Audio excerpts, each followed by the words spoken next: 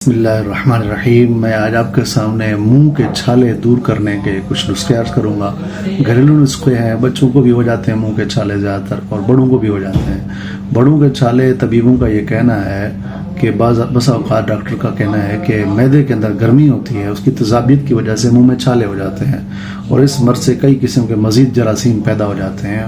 اور اس کا ایک حل یہ بھی ہے کہ تازی مسواک، پیلو کی تازی مسواک جو ہے وہ اس کو چبا کر اس کا پانی جو ہے وہ منہ میں رکھیں کچھ دیر، تو اس سے بھی انشاءاللہ منہ کے چھالے دور ہو جائیں گے۔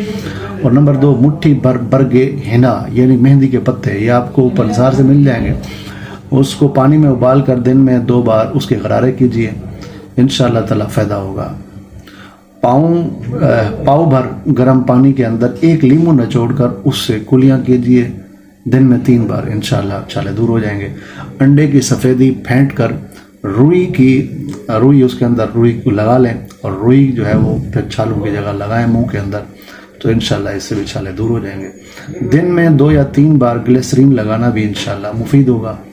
میڈیکل سٹور سے یہ میں آپ کو ایک ٹیوب کا نام دکھا رہا ہوں، یہ ٹیوب لے کر دن میں چند بار تھوڑی تھوڑی دوا یہ ڈال کر منہ میں چند منٹ رکھ لیں، اس کو پھر تھوک دیں، چھالے ٹھیک ہو جائیں گے۔ چھوٹے بچوں کو بھی استعمال کروا سکتے ہیں، اگر یہ دوا معمولی سی پیٹ میں چلی جائے تب بھی حرج نہیں ہے، روزہ نہ ہو تو کوئی حرج نہیں ہے۔